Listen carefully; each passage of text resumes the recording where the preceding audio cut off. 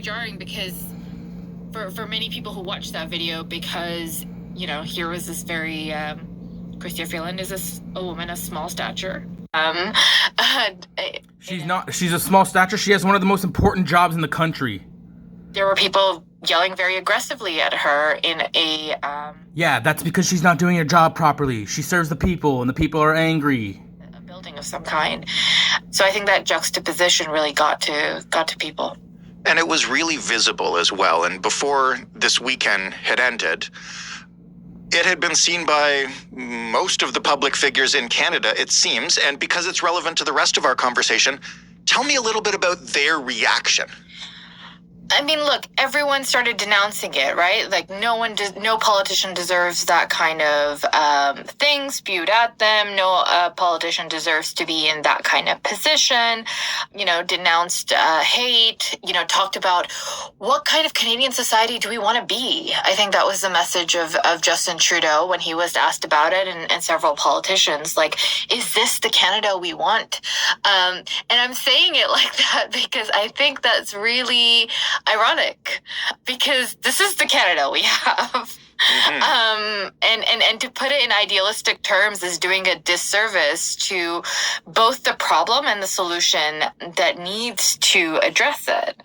You know, the thing that caught my attention when I watched the video is the change in expression on Chrystia Freeland's face, right? If you just watch her very Who cares about her expression on her face? She should be crying every night in her bed for how she's mishandled the finances in Canada. What a fucking joke. And the same media that they fund, the same government that's complaining about the people making a point of saying that, hey, you're not serving our purposes, which is your whole fucking job is to serve the greater good and the will of the people. And they're going, oh, now they're saying people are getting angry at us and complaining, and I don't think that's right. We need to make $250,000 more a year because of this, and really make it so the public doesn't have an opinion and can't reach us whatsoever, because that's not our job. Well, actually, it is our job to listen to the public and to do what they ask. Oh, shit. It's a familiar feeling for, I think, many people, especially racialized or BIPOC people in public. They took down the 3 other videos they tried to put up with this because the same comments I hear from everyone and same likes. She deserves it. She deserves it. They're useless. Our government is misleading our country everywhere. Look at all these comments. They take the comments down too. I have the comments in the other video. We'll show you in a minute. Ugh. Face. And these broadcasters, listen to them. They sound like every other Canadian liberal-funded broadcaster. Okay, listen, we're going to break this down for you. Yelling is bad, and politicians should be immune to yelling and all responsibility, especially when it results in the deaths and fiscal deaths of millions of Canadians. We should get a free pass on that. Because listen, family members don't yell at each other. We're like your mommy and daddy government. So, you know when mommy and daddy decide to pull the plug on grandpa and grandma, even though, they might have pulled through, well, sometimes that's decisions we have to make. You don't yell at your family for that. You accept it and fuck off. You're not our family. You have a job, and your job is to listen to the people and, cater to society, and you're ruining. Are just unfathomable. Let's stop there for 1 second, because this country. This Chrystia Freeland incident actually came at a time when you and I were already discussing doing an episode about what appears to be a targeted wave of hate mail, harassment, abuse directed at the journalists you just mentioned. Can you just broadly describe who's being targeted and what do we know about it? So in my capacity as the vice president of the CAJ, our board has heard from reporters at major publications across the country who have just been targeted by the most vile, disgusting kind of threat. Yeah, I'm Indigenous, so. An onslaught of emails by anonymous senders. Onslaught of email by anonymous senders. I'm pretty sure majority of them aren't anonymous. They want you to know.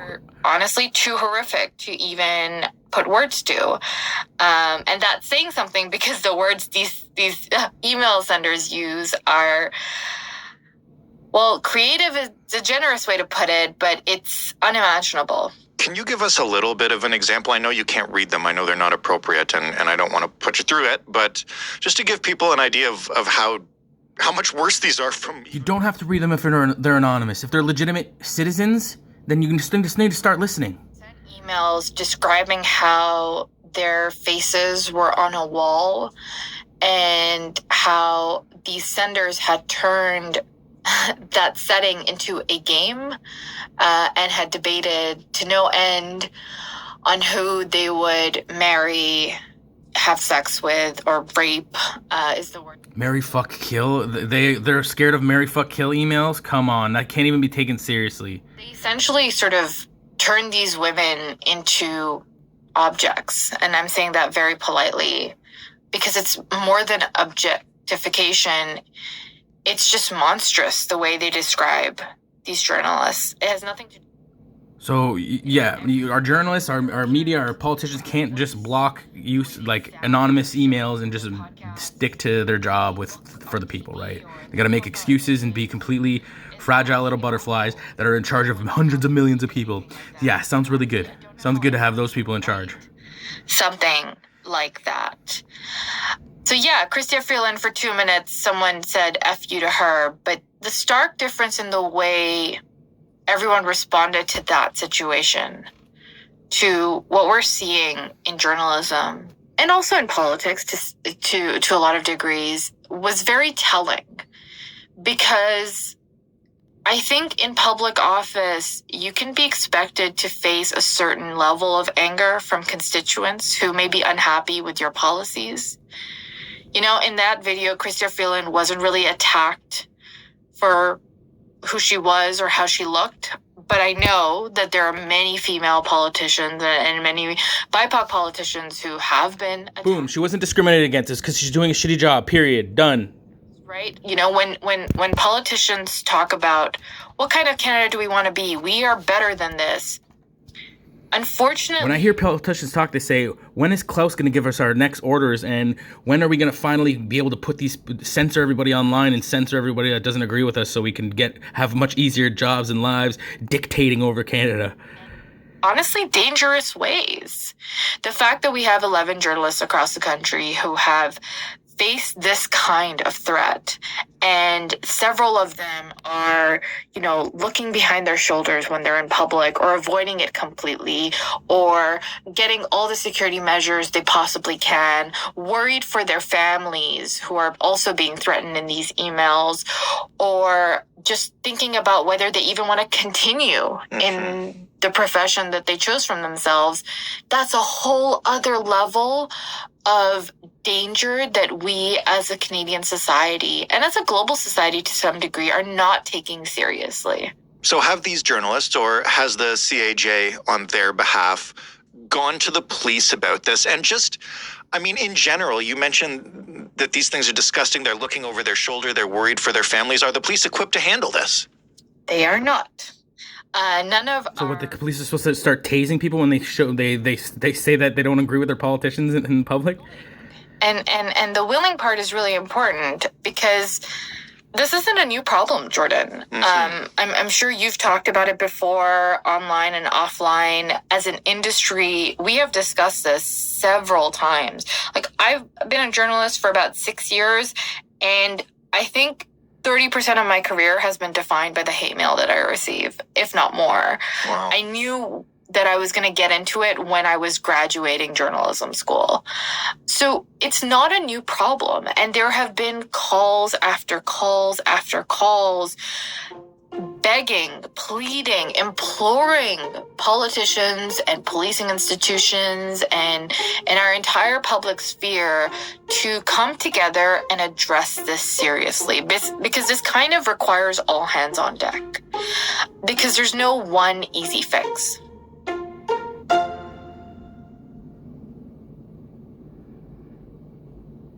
In your capacity at the CAJ, I know you guys have been working on this problem. What do you guys officially think needs to be done? Well, to start, we need a process. We need a procedure. You know, one thing that we have learned time and time again is that when it comes to actually reporting hate mail, it's completely impossible. You know, you can call a police, you can go to a police station, you can go online, but there's no sort of easy way to tell an officer that, hey, I just got an email. I don't know what to do. Like, I am scared for my life. am scared for my safety. I don't know who sent it because they're using encrypted mail services like Proton Mail and MailFence that completely hides their identity and can't be traced back to them in any capacity. Please help.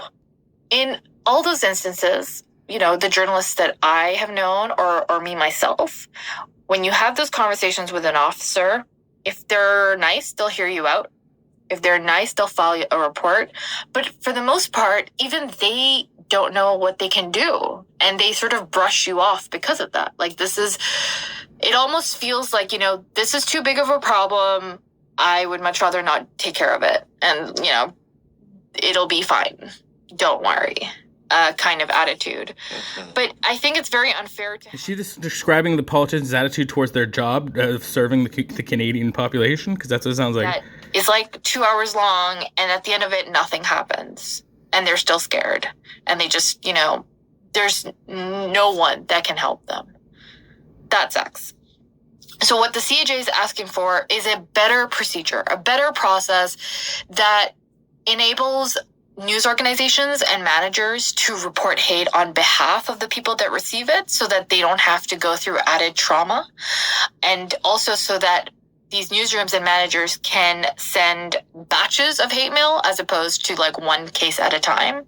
We're asking for policing institutions to work together. Because, for example, right now, the 3 journalists that I talked about whose faces are on a wall... They're more concerned with individual hate, they're more concerned with giving news and media that is liberal funded powers to report hate. Like, what? Individual people's hate? What are you talking about? Like, from media outlets? Like, what are you talking about?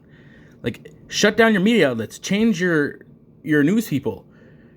How about you have unbiased media instead of fully liberal government-funded media? Very simple solutions, but now you're going to create a police state for the media? There are links between them that I think are being missed, that we think are being missed. So we're asking police to collaborate, and then we're asking police to be transparent and accountable to the process. Police won't even help you find stolen goods unless you can solve the case yourself and literally point them to the thief. Police won't protect people from fucking gun violence and abuse, and they won't help Indigenous people. They won't get proper training to help Indigenous people all over Canada. Why are we concerned about the fucking media? You're in camera. You have cameras all over your buildings. You have security. You have millions of dollars of funding. Why do you need more? Why do you need more media? From the officer. It's been crickets. Called a few times, emailed a few times, didn't get anything back. And this is also notable because they're idle threats. It's from anonymous people. You delete those.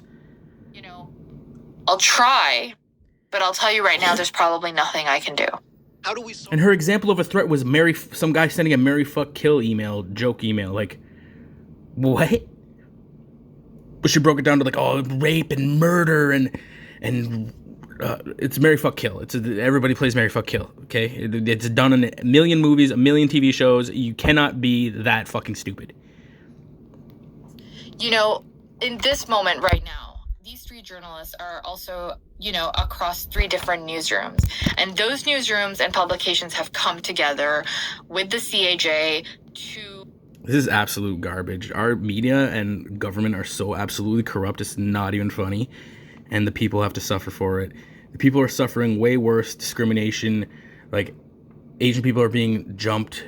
Fucking black people their businesses are suffering. Like, it doesn't even white people. Everybody's getting it, yo. It doesn't matter if you're Asian, black, native. Everybody's getting crapped on. All of society is going to hell, and the only people to blame are the politicians and the medical staff that are dropping the ball. But now they're telling us that criticizing them and getting angry now is not. We're not even allowed to do that. We're not even allowed to have an opinion on how they're botching our system. How are we supposed to elect competent officials and work in an actual democracy when those in power are telling you that you have no ability you have no retort. You have your opinion and your ability to speak out towards our position of power is now an issue, is what they're saying. That sounds very, very dangerous and very authoritarian, borderline dictatorial. So the people need to stand up right now And the government needs to have a literal sit down and figure this out, and not in the sense that, oh, well, and not in their favor, and not at all in their favor. They should not have a hill to stand on in this one.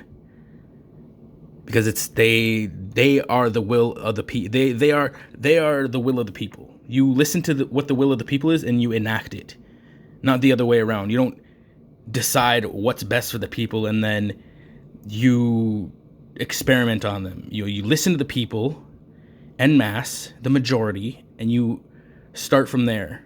And the majority are sick and tired. So, and now that we're sick and tired, you're going to throw us under the bus for sharing our opinion? These guys got to go. We got to legally vote these guys out. Like, I know Trudeau's locked in till 2025, which is another insane, completely non-democratic process, even though it's in part of our parliament, but it doesn't go into detail saying that if the party that backs the other one is corrupt. You know what I mean? Ugh. What a nightmare. I can't wait to move. I'm going to move to Romania. I'm going to move to a fucking Bora Bora. Fuck this. Go live in the Polynesian Islands. This is insane.